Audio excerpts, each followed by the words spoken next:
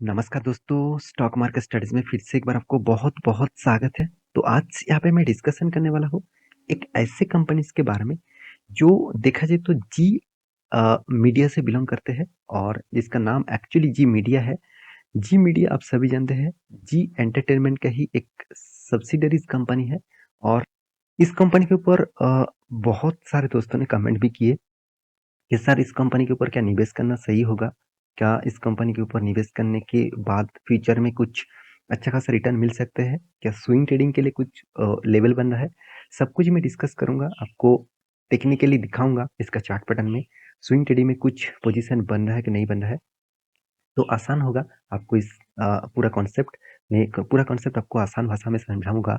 तो वीडियो को लास्ट तक ज़रूर देखिएगा और अभी तक आपने इस चैनल को सब्सक्राइब नहीं किया तो ज़रूर कर लीजिएगा, क्योंकि आपको daily basis stock market information update इसी चैनल के माध्यम से मिलता रहेंगे। तो यहाँ पे आप देख सकते हैं कंपनी का जो नाम है वो जी मीडिया है। आप सभी जानते हैं जी मीडिया के बारे में। जी के बहुत सारे चैनल्स है। आप बहुत सारे चैनल्स आपने देखे भी होंगे। अलग-अलग स्टेट वाइज़ भी चैनल है। साथ ही साथ जी न्यूज़ है। जी साथ ही साथ वन भी है। जी मीडिया के राजस्थान है, तमिलनाडु, अ, गुज मतलब गुजराती, अ, बंगाली, हर कोई स्टेट में इसका चैनल्स देखने को मिलता है। साथ ही साथ जी बिज़नेस है, इसके माध्यम से आप स्टॉक मार्केट के बारे में जानकारी आपको मिलता है। ये बहुत सारे रिपोर्ट आपको जी बिज़नेस के माध्यम से भी दिखाता हूँ। तो जी का बहुत बड़ा एक प्लेटफ़ॉर्म है। फिर भी मार्केट कैप के हिसाब से एक रिपोर्ट के माध्यम से आपको दिखा दूँ कि इंडिया के पॉपुलर जितने सारे न्यूज़ चैनल हैं, उनमें से एनडीटीवी नंबर 1 पोज़ीशन में है। उसके बाद टीवी टुडे, उसके बाद डीडी चैनल जो गवर्नमेंट का है, साथ ही साथ स्टार, उसके बाद जी चैनल। तो देखिए इस तरीके से कैटेगरी वाइज़ आपको डाउन साइड में देखने को मिला। तो अराउंड अराउंड टॉप 4-5 में जी चैनल देखने को मिला। तो जी का बहुत सारे चैनल्स हैं, उसके माध्यम से कंपनी के रेवेन्यूज़ आते हैं। तो फिर भी इस कंपनी के ऊपर पिछले दिनों में देखिए कितना भारी भरकम क्रैश देखने को मिला। अराउंड अराउंड 6.5% के आसपास क्रैश देखने को मिला। तो अचानक इस तरीके से क्रैश होने के पीछे कारण कौन सा है? वो बड़ा कारण है, मैं आपके साथ शेयर करूंगा, क्योंकि बहुत सारे लोग इसी तरीके से कंपनी के ऊपर निवेश करना चाहते हैं। अगर मैं इस कंपनी का शेयर होल्डिंग पैटर्न आपको दिखा दूं तो आपको खुद देखने को मिलेगा, जहां पे प्रोमोटर 2020 में करीबन 45% के आसपास होल्डिंग रख चुके थे। उसके बाद देखिए धीरे धीरे करके किस तरीके से माल बेचा। हर क्वार्टर में उन्होंने माल बेचते गए और माल बेच बेच कर अभी कंपनी कहाँ पे आ गया, 4.5%। तो 44% से 4% तक आ गया। तो सोचिए कितना बड़ा क्रैश देखने को मिला। उसके बाद एफ के बारे में बात करूं तो 9% से डायरेक्ट कहाँ पे आ गया, 8.5% के आसपास। और डीएस के बारे में बात करूं तो 1.5% से जीरो हो गया। मतलब एफएस ने भी छोटा मोटा माल उठा के रखे थे, वो भी बेचना स्टार्ट किया और डीएस के पास जितना होल्डिंग था वो सारे के सारे माल बेच दिया। और पब्लिक के बारे में बात करें तो 44.55% के आसपास होल्डिंग था, जो 87.12% का होल्डिंग बन चुके हैं। तो मेरे हिसाब से यहाँ पे होल्डिंग का जो रेशियोज है, वो रेशियोज लगातार लगातार पब्लिक के ऊपर बढ़ते जा रहे हैं और इंस्टीट्यूशन के ऊपर घटते जा रहे हैं। साथ ही साथ प्रोमोटर भी खुद का हिस्सेदारी एकदम ना कर दिया। तो देखिए जब पब्लिक ज़्यादा हो जाता है कोई भी कंपनी के ऊपर, तो वो कंपनी टोटली ऑपरेटिंग स्टॉक हो जाता है। मतलब कभी अप कभी डाउन, तो इस तरीके से चलते रहते हैं। तो आपके ऊपर, इस कंपनी के ऊपर अगर आपका निवेश करने का कोई भी थिंकिंग आया, तो आपको क्या करना चाहिए, मैं जरूर आपको डिटेल्स में समझाऊंगा यहाँ पे। तो सबसे पहले कंपनी में पिछले दिनों में गिरावट के पीछे कारण कौन सा है, लॉजिक्स के हिसाब से आपको बता देता हूँ। तो कंपनी का एक्चुअली कारण है कंपनी का क्वार्टरली रिजल्ट। तो कंपनी ने पिछले बार क्वार्टरली जो रिजल्ट पब्लिश किया दिसंबर का, और इस बार का जो रिजल्ट है वो दोनों ही मैं आपके सामने डिस्कस करूंगा। जैसे सेल्स का रिपोर्ट कितना 243 करोड़ था, वो घटते घटते कंपनी 170 करोड़ तक आ चुके हैं। कंपनी के एक्सपेंस के बारे में बात करूँ 155 करोड़ था, यहाँ पे बन चुके 166 करोड़। साथ ही साथ कंपनी का ऑपरेटिंग प्रॉफिट 88 करोड़ था, अभी बन चुके हैं 5 करोड़। तो इसका मतलब कंपनी एक्सपेंस को माइनस करके 5 करोड़ तक पहुंच चुके हैं। उसके बाद कंपनी का तो टैक्सेस भी है, साथ ही साथ कंपनी का इंटरेस्ट भी है, क्योंकि कंपनी ने कर्जा भी लेके रखा। कितना कर्जा लिया आप देख सकते हैं, करीबन 250 करोड़ के आसपास, अराउंड 0.55% के आसपास कर्जा भी है। तो वो कर्जा भी तो उसको पे करना पड़ेगा ना। तो वो कर्जा पे किया, उसके बाद कंपनी के टैक्सेस भी पे करना पड़ा। सब कुछ पेमेंट करने के बाद कंपनी के हाथ में जो आया वो है लॉसेस। पिछले सालों में 45 करोड़ का प्रॉफिट किए थे, अच्छी बात था, मगर यहाँ पे क्या देखने को मिला, 19 करोड़ का लॉसेस। और वो भी देखिए क्वार्टर बेसिस में देखा जाए तो पिछले क्वार्टर में 12% का लॉसेस था, मतलब परसेंट नहीं, 12 करोड़ का लॉसेस था।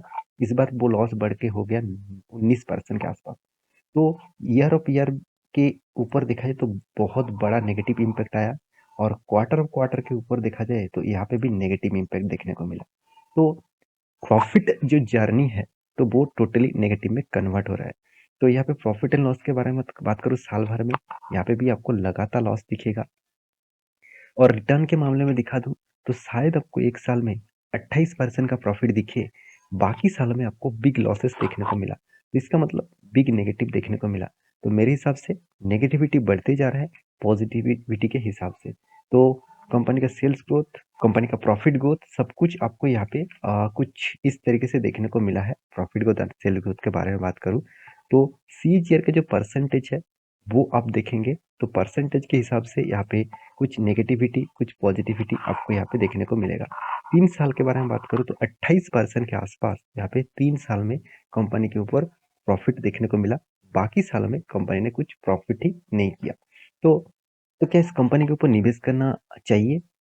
अब जी मीडिया के बारे में बात करें तो कंपनी के ऊपर जो फिगर आउट है, आप कंपनी का return of equity, return of capital employed देखेंगे तो ऑब्वियसली कुछ अच्छा खासा यहाँ पे परफॉर्मेंस दिखेगा। मगर बाकी पैरामीटर जैसे कंपनी का इनकम, एनुअल इनकम, कंपनी का अर्निंग पर शेयर, कंपनी का प्रॉफिट ग्रोथ, कंपनी का सेल्स ग्रोथ, सब कुछ नेगेटिव में है। तो मेरे हिसाब से यहाँ पे इम्पैक्ट जो है वो नेगेटिव में आपको देखने को मिला। तो आपको मैं ज़रूर कहूँगा इस कंपनी के ऊपर फ़ोकस आप आप अभी तक रखे हुए हैं तो थोड़ा-सा आपका माइंड थोड़ा-सा चेंज ज़रूर करिएगा, क्योंकि मीडिया सेक्टर दिन के दिन प्रेशर में लगातार प्रेशर में देखने को मिलता है। क्योंकि बहुत सारे न्यूज़ चैनल हो गया, बहुत सारे एंटरटेनमेंट चैनल हो गया, साथ ही साथ बहुत सारे अलग-अलग कंपनी आने के कारण मीडिया सेक्टर में एक बहुत बड़ा मतलब एक कॉम्पिटिशन बहुत तेजी से ग्रोथ हुआ। तो इसलिए मीडिया सेक्टर लगातार गिरावट में देखने को मिला। अगर इसका चार्ट पैटर्न मैं आपको ध्यान से दिखा दूँ, शायद आपको इसका चार्ट पैटर्न देखकर कुछ कुछ उतना खास नहीं लगा, उतना खराब भी नहीं लगा। मगर मैं प्रीवियस डेटा दिखा दूँ तभी आपको पता चलेगा कि इस कंपनी में क्या हुआ था। आप देखेंगे ध्यान से कंपनी का प्राइस कहाँ पे था, करीबन 90 रुपीज़ के आसपास। वहाँ से किस तरीके से गिरावट हुआ, और 2010 में कंपनी ने एक अच्छा खासा करेक्शन देखने को मिला। एक्चुअली यहाँ पे करेक्शन नहीं, कंपनी स्प्लिट एंड बोनस दिया था। उसके बाद देखिए कंपनी के ऊपर फिर से रिकवरी भी हुआ। कोविड के सिचुएशन में जो गिरावट हुआ था उसको भी रिकवरी किया। कोविड के सिचुएशन में इसका प्राइस रेंज अराउंड अराउंड आ गया था कितना, करीबन 2-3 रुपीज़ के आसपास। तो 3 रुपीज़ से कंपनी का जर्नी जो हुआ करीबन 25 रुपीज़ के आसपास। तो सोचिए यहाँ पे आपको अच्छा खासा एक रिटर्न दिया। तो इस रिटर्न के हिसाब से बहुत सारे लोग सोच रहे हैं कि फिर से कंपनी इस तरीके से कुछ जर्नी दिखाएगा और रिटर्न मिलेगा। देखिए कोविड के बाद जो कंपनी मरे हुए पड़े हुए थे, वो भी उठकर खड़ा हो गया था। इसका मतलब ये नहीं कि पेनी स्टॉक फिर से चला जाएगा। वोडाफोन आइडिया भी 2 रुपया का 1 रुपये के आसपास था, वो भी 10-15 रुपीज तक गया था। तो इसका मतलब ये नहीं कि वो फिर से खड़ा हो पाएंगे। आपको ये देखना है कंपनी के अंदर स्ट्रेंथ कितना है, उस हिसाब से आप कंपनी के ऊपर निवेश करिएगा। तो मेरी वीडियो आपको कैसे लगा जरूर कमेंट करना, और हाँ मैं जरूर कहूँगा आप टेलीग्राम को जरूर ज्वाइन करना, क्योंकि वहाँ पे आपको सपोर्ट रेजिस्टेंस जितने सारे स्टॉक में बाई सेल आएगा एज ए स्विंग ट्रेडर्स के लिए, तो वो आप जाकर चेकआउट कर सकते हैं। आप ऑफिस में जॉब करते हैं, आप कोई बिजनेस करते हैं, तो फिर भी आप ट्रेडिंग करके पैसा कमा सकते हैं। एज ए स्विंग ट्रेडिंग के हिसाब से आपको इंट्राडे नहीं करना है। आप इंट्राडे ट्रेडर है तो उसका भी लिंक नीचे मिल जाएगा, तो जाके एज ए लर्निंग पर्पज में उसको ज्वाइन करिए। अर्निंग आप करना चाहते हैं तो पहले सीखिए, वहाँ से कुछ जानिए, उसके बाद काम करिए। तो मेरे वीडियो कैसे लगा जरूर कमेंट करना। मिलते हैं नेक्स्ट वीडियो में, तब तक के लिए अच्छे से रहिए, अपने ख्याल रखिए, बाय बाय।